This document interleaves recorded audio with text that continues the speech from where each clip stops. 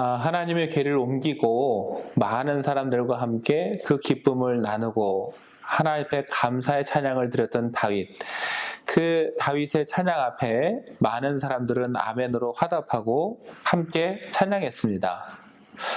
그리고 다윗은 거기서 그치지 않았습니다. 다윗은 아삽과 그의 형제를 여호와의 언약궤 앞에 항상 머물게 했습니다. 오벳에돔과 그의 형제들을 문지기로 삼아서 궤를 지키도록 했습니다. 또 사독과 그의 형제 제사장들을 기브온 산당에 보내서 성막 앞에 모시게 했고 아침 저녁으로 번제를 드리도록 했습니다.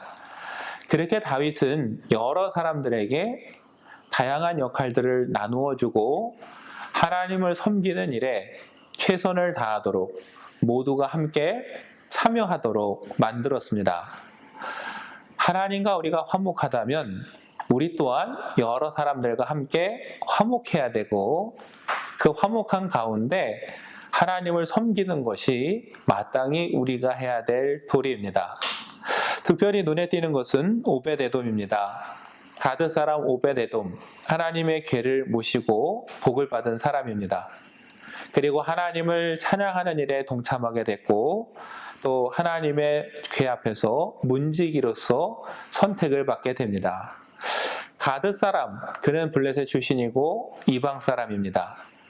그런데도 그가 하나님의 궤를 모셨을 때, 하나님의 말씀을 받았을 때, 순종했을 때 그는 하나님의 귀한 직분을 감당하는 일꾼으로 세워지게 됩니다.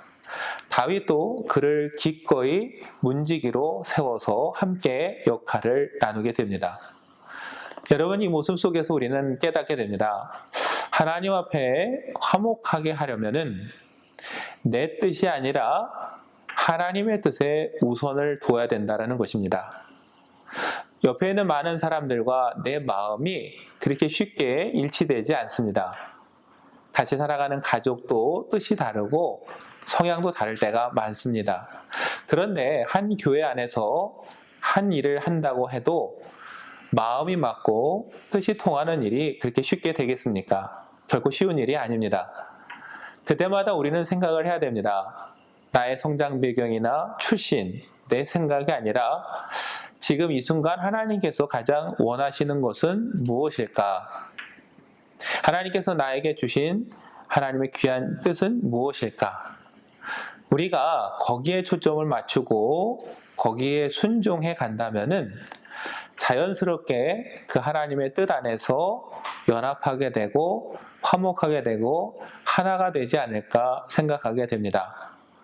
오늘 다윗이 제사장과 레위인과 오벳에돔까지 하나님을 찬양하는 그 한 뜻, 한 목적 아래 모여서 각자의 달란트와 은사대로 일을 나눈 것처럼 오늘 저와 여러분도 내 뜻이 아닌 하나님의 뜻에 초점을 맞추고 우리 각자의 은사대로 자신의 역할을 충성되이 감당한다면은 그곳에서 하나님의 이름이 드높여지고 형제가 연합하고 화목하게 되는 은혜가 일어날 줄 믿습니다.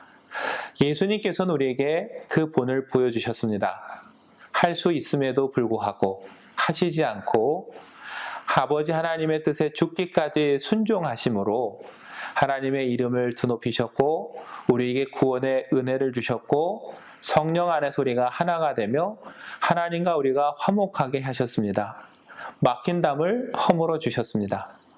그 은혜를 받은 저와 여러분도 하나님의 뜻에 순종함으로 우리 모든 관계 안에 막힌 담을 허물고 한마음 한뜻으로 하나님을 찬양하며 하나님의 이름을 높이는 일에 전심을 다하는, 그래서 우리 교회마다 아름다운 연합과 화평함이 이루어지는 은혜가 충만하시기를 간절히 축원합니다.